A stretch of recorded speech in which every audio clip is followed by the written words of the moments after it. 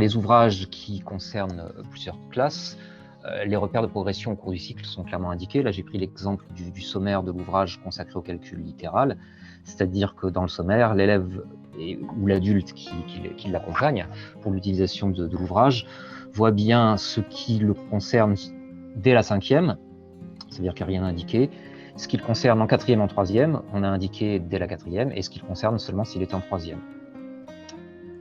Chaque ouvrage est conçu sur la même trame, c'est-à-dire qu'on vous propose une progression en 3 temps pour essayer d'aider l'élève à déplacer ses blocages.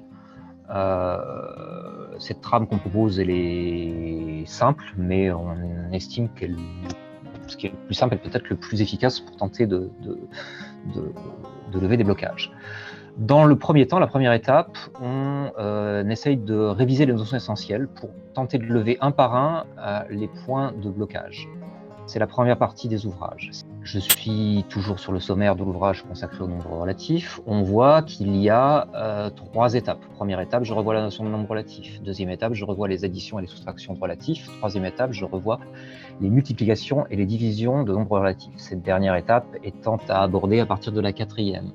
Et à l'intérieur de chacune des étapes, on a identifié et on a traité comme tel un certain nombre de points de blocage, 3, 7 et 4 en l'occurrence ici, qui constituent, on va dire, les unités opérationnelles, chacun de ces points de blocage de la première partie des ouvrages. Comment on décortique ces points de blocage? Je suis toujours dans l'ouvrage sur les nombres relatifs. Étape 1, je revois la notion de relatif. Premier blocage, je place à lever, potentiel à lever, je place des nombres relatifs sur une droite graduée. Alors, quand c'est nécessaire, c'est pas toujours le cas, on commence par faire des petits rappels de connaissances. Là, en l'occurrence, c'est ce que vous voyez ici. On rappelle quand même ce que c'est qu'une droite graduée, ce que c'est qu'une origine, ce que c'est qu'un sens, ce que c'est qu'une unité de longueur. Et on rappelle des notions de base que sont la distance à l'origine et la notion de nombre opposé. Et ces éventuels rappels étant faits, on s'attache à détailler un point méthodologique. On donne un rappel méthodologique sous la forme d'un petit encadré qui fait une demi-page ou une page maximum, sur lequel on s'attache évidemment à donner le principe de la méthode, mais surtout à l'illustrer avec 1 ou 2 exemples à la plus. Là, en l'occurrence, on a un exemple.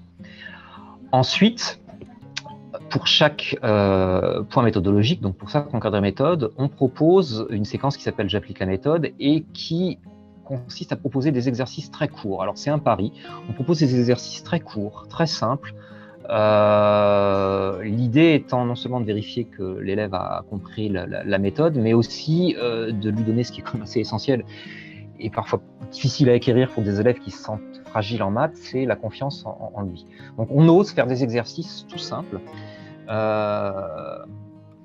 Il y en a 1, 2, 3, 4, jamais plus de 5 ou 6. Là, ce qu'on voit à l'écran, c'est un petit peu le maximum.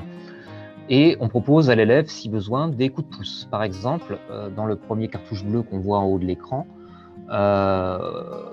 on propose à l'élève d'aller consulter la correction, puisque c'est un ouvrage parascolaire et la correction de tous les exercices est disponible, et c'est une correction détaillée. Elle est disponible sur Internet, soit via un QR code sur la page de sommaire de l'ouvrage, soit via un mini-lien sur chacune des pages concernées. On propose à l'élève de regarder la correction, et s'il s'est trompé, plutôt que de passer directement à un exercice d'un style un petit peu différent et peut-être un petit peu plus difficile, on lui propose un exercice intermédiaire, là en l'occurrence c'est l'exercice numéro 2, dans lequel on lui a donné un petit coup de pouce. Le coup de pouce qui est donné par la mascotte au sweatshirt violet que vous voyez à l'écran. Ça, c'est vraiment le cœur, je disais l'unité opérationnelle de chacun des ouvrages. Dans leur partie, je révise l'essentiel. Lever les blocages, se rassurer avec des petits exercices simples pour se mettre en confiance et des corrections détaillées, c'est-à-dire qu'on ne tente pas de donner la réponse, qui sont accessibles sur Internet.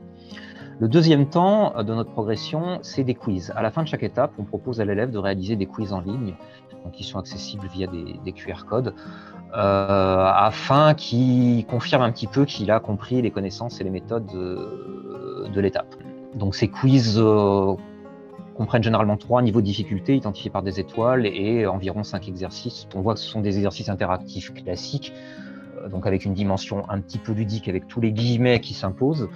Donc c'est des QCM, des listes à relier, des champs à remplir, et quand l'élève fait une réponse erronée, On ne lui donne pas la réponse brute de fonderie, mais on essaie de lui donner des petits conseils de résolution, toujours en cherchant le compromis qu'on a aussi cherché à l'intérieur des ouvrages, qui est que pour bien expliquer, parfois on a besoin de beaucoup de place, mais pour ne pas perdre les élèves, il ne faut pas trop écrire parce que sinon ils ne lisent pas. On arrive au troisième temps, plus classique, celui-là où on va s'entraîner avec des exercices qui mélangent plusieurs notions qu'on a vues dans la première partie et qui vont ressembler à ceux que le professeur pourra donner en classe ou en évaluation.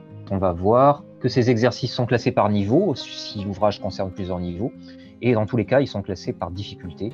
1 étoile, 2 étoiles et 1 ou 2 exercices défis pour inciter l'élève à se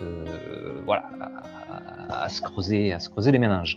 Avec chaque exercice, dans le petit cartouche bleu que vous voyez en haut à droite de l'écran, on lui propose de revoir, s'il en ressent le besoin, une méthode ou un exercice qu'il aura vu dans la partie 1. Et évidemment, on ne se gêne pas pour donner, mascotte aidant, des petits coups de pouce quand c'est nécessaire. Comme dans la première partie, la correction détaillée est disponible sur Internet. Il suffit que l'élève tape le mini-lien qui est indiqué en bas de la page, ou alors qu'il télécharge une bonne fois pour toutes tous les corrigés qui sont accessibles via un QR code sur le sommaire.